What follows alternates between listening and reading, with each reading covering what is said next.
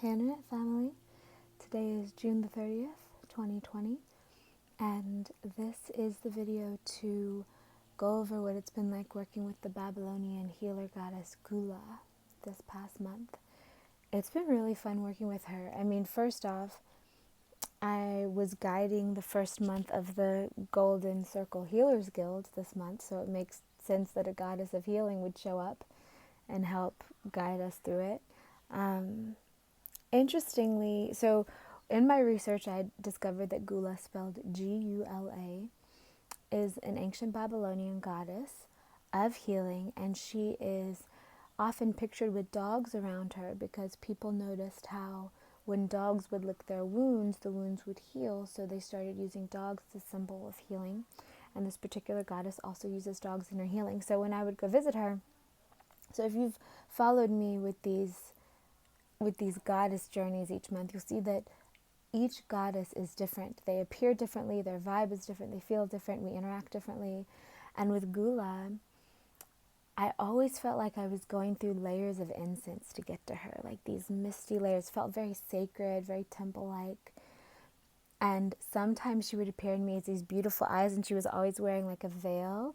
Funny, right? Because everyone's walking around in these COVID masks. But it was, I don't know if the people in ancient Babylon wore veils or not, but her vibe always had one. And I remember being a little girl and playing all the time at wearing headscarves and veils over my face because I just thought it was the most beautiful thing. So it kind of reminds me of that. It's kind of this transparent, beautiful, beautiful vibes.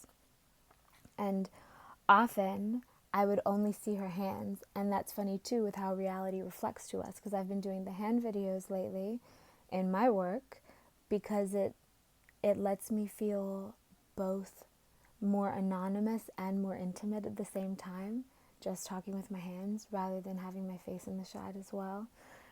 And so sometimes I would only see her hands. It's like I would get a sense of her hands, and also being a healer, she heals with her hands.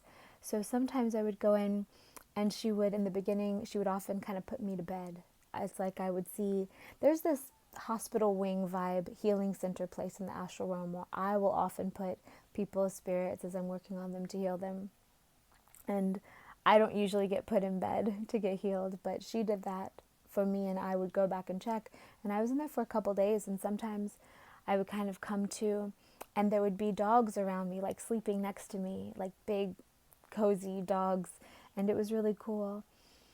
She told me a lot to slow down. She told me a lot to allow myself to receive healing in a better balance, because I'm sure a lot of you guys will identify with, especially in this world, always feeling like we should give more. There's always more needed, so let's just keep giving.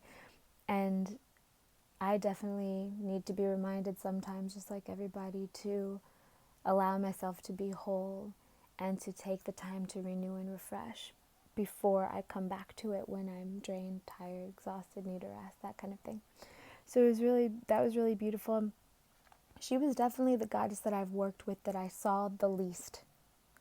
I would get impressions of her, but she wasn't very clear. Like I said, it was just eyes, the veil, the hands, and the feeling of incense and the beautiful dogs. Yeah, it was very amorphous, but I really loved working with her. I feel very strong ties to ancient Babylon. I feel like my soul was definitely there when some stuff went down. It always comes up around the eclipses, interestingly too, because this is eclipse season. So there's a piece of my soul that was definitely alive then, and some stuff went down with the eclipses. If you know, you know. I'm sure some of you guys know what happened, because I think there were a lot of us. Also, something healing that happened, I got a package in from this company called Earth Family Crystals. There's another unboxing video I'm posting about it. And I got this piece of shungite, and I just started wearing it yesterday. And oh my goodness, I love it. Shungite is an EMF protector, and it's purifying, and I felt it buzz through my body. You guys will see in the video. I was kind of taken aback by how strong it was. And it's funny because the vibe of it feels almost electrical, but it feels like an antidote to EMFs. I mean, it is an antidote to EMFs. That's one of the things that shungite does. But it itself almost feels electrical, which is just really interesting. So with the healing stuff, also, I'm guiding the United We Stand for peace, mass peace meditation this Saturday. So I just posted some videos on that. So look at other videos on the channel, you'll see. We're basing it here in Torrance, but it's also available worldwide, and there will be an open Zoom call to everybody who participates, because peace is more than just not war. Peace is a whole reality all on its own. And if we can keep focusing on healing, creating a space where new ideas can be born, where new solutions can arrive to us and others, then we can do this together. Also, I feel like so important to remember that we're not alone, that we have community of like-minded thinkers in this world. And that's going to be a nice thing that comes of this weekend's work as well on the 4th of July, because it's going to be such an energetically charged day. People have all kinds of different feelings about it. And so regardless of where you stand, I think we can all agree that we need to send healing and love in and peace in, so that we can find these solutions that seem so far away, but just about a paradigm shift. We'll find them. I do believe that we will. That was Lily. She likes to walk around with the stuffed animal in her mouth making that noise. So I'm going to go deal with her. Working with Gula was great. Blessings to anyone else who works with this goddess. It was just all completely good. For as long as I've been a healer, and for as much as I identify with that, while also knowing that I aim to be in a world where people don't really need healers, while calling a spade and saying, yeah, well, we are needed right now. It was really wonderful to feel in the presence of a master healer and just be able to soak it in and not have to do any healing work myself. Yeah, it was cool. Okay, sending you guys love, peace, blessings.